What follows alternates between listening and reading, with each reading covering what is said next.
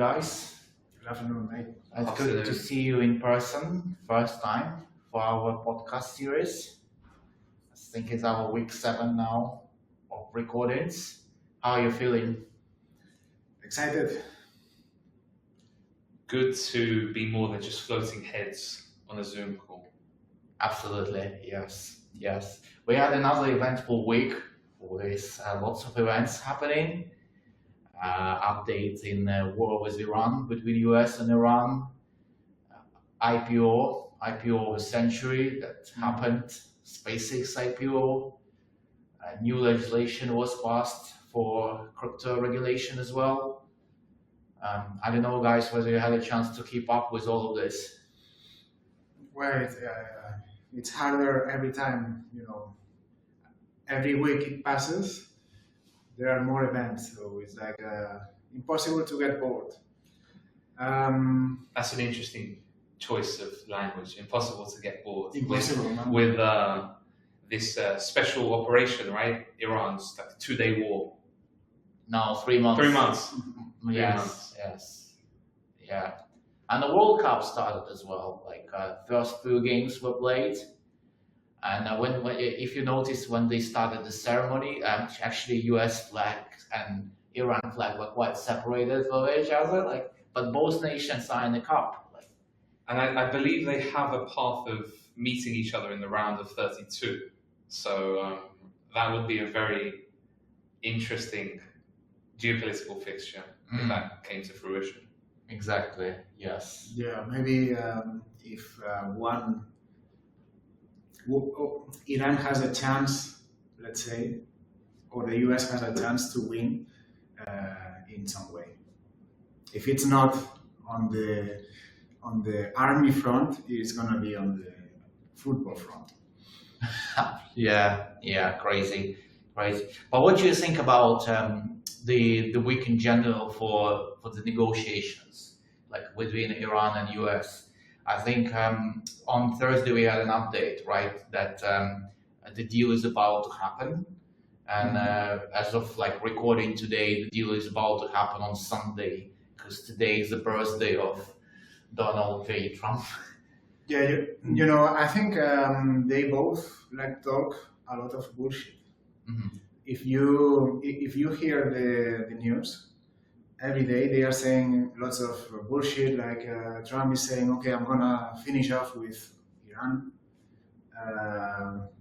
Iran is saying we are gonna set fire with you. We are gonna set fire to the US always. So it seems like who's speaking the greatest bullshit in here, and I don't think we have a clear picture of what's going on. It seems right now this weekend we might be yes, maybe there's going to be a deal or a kind of deal that may last more than a day. Mm-hmm. But who knows? We have to see. Mm-hmm. I think at this stage we'd probably have to tune ourselves out of Trump's bombastic statements. I think he's becoming increasingly erratic. I don't think he's the same person mentally as he was in his first term. I think we have to take every statement with a pinch of salt, and he panders to his followers who don't even care really so much about truth and veracity of statements. So a deal may be agreed in principle today, but the devil is in the details. The nuclear situation is still unresolved, and really, I think we'd have to wait 5 or maybe 10 years to see who the real winner is of this very complex political, military, and economic war. So, a lot of noise, I think. Right. Yeah, I think you said it very well. We have to wait several years to know who's the winner. My personal thought here is that every day that goes on without a deal, Iran loses a little bit more. And this is Iran or US? Iran loses a little bit more. Why would you say that? Well, because Iran was a a big exporter of oil, amongst other things. But this oil right now has found some other routes. It's finding every day that is going on without a deal, oil has to flow. Oil cannot be stopped, the extraction from one day to the other. So it needs to flow at some point, being it through the Strait of Hormuz or being it through pipelines, whatever. So every day that the oil doesn't flow, the producers and the consumers will find alternative ways. Every time more and more until the Strait of Hormuz is not used anymore or is used very little. So I think Iran is shooting himself on the foot by not agreeing to a deal, and I think the time to pass. I would push back on that slightly because this whole situation was brought upon Iran. This was not a war that they called for. This was a war that was brought to them by the US and Israel. So how can you negotiate in good faith when you're being bombarded and put under pressure? I think the other factor that we have to consider is that the Iranian regime is very proud. It's very in survivalist mode. So it will look to extend this bargaining chip for as long as possible. Sometimes I think in these conflicts, the so-called lesser power is actually the one that has the advantage because the greater powers have more to lose. So I think Iran will try and drag this out as long as possible and needs to accept it.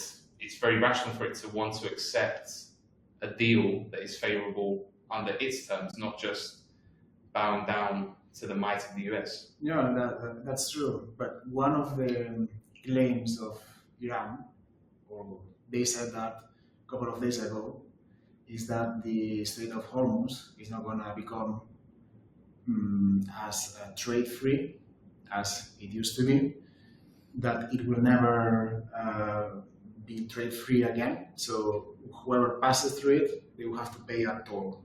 Right. Being it the US or being it China or being it whoever.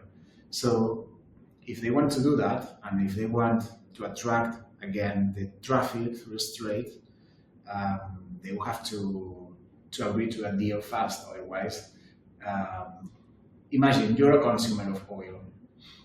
Would you use the strait again? If you know there is a regime there that can jeopardize your traffic, your business, wouldn't you look for alternatives, even if the conflict is resolved? If the conflict is resolved, do you think confidence on passing through a strait will be regained so easily? I don't think so. And Iran is going to be a big loser if the strait is totally not used. Yeah, I think in the long term you have certain merit in what you're saying. It's not beneficial for the Iran to lose its clients, customers, and it is true that actually the net imports of oil from Iran have declined drastically, and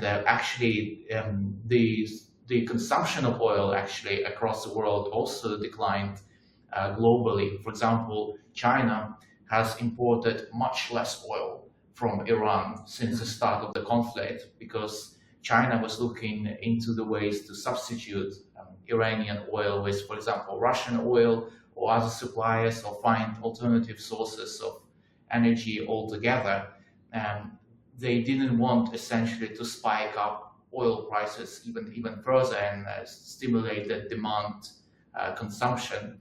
And this is one of the reasons actually why, despite the 3 months of atrocious negative war, we have oil prices in the range of $90 to $110 maximum. We didn't get oil prices to $200 mark. Yeah, but you know why is that? Well, one of the reasons is China. A second reason is US and Trump as well. Probably you wanted to say that. They said, baby drill. Trump said it during the elections. That's absolutely and right. he did it implement his policy. Like the natural exports of oil have increased. They are using, US is using more domestic oil than they used ever, and they are depleting their national resources of oil as well. So can we maybe give Trump some credit then? There is some kind of economic masterstroke behind the scenes, with sort of redirecting the global oil routes. Can we give him some credit? Is he just a crazy man? Well, I think one of the things he looked he was looking for when attacking Iran was to control the Strait of Hormuz, which was a very important route. So if he cannot get the control of the strait, he's looking for other kind of control, which is like the oil flows. He wants to control them. So I mean, like you guys said, the US is exporting like never has been before. Venezuela as well is ramping up exports like no never, coincidence that before. Venezuela's situation was sorted before this conflict was It was over. plan A, then plan B, step 1, step 2. Trump knows that usually Latin American countries, right, they are easier, right? So he went first to the Latin American country that he knew he could control better, and then he went for the hard country. Mm-hmm. Now, obviously, we're comparing Venezuelan defense to Iranian defense, and the regime proudness is incomparable. Well, I mean, there are little things that can be compared between Venezuela and Iran.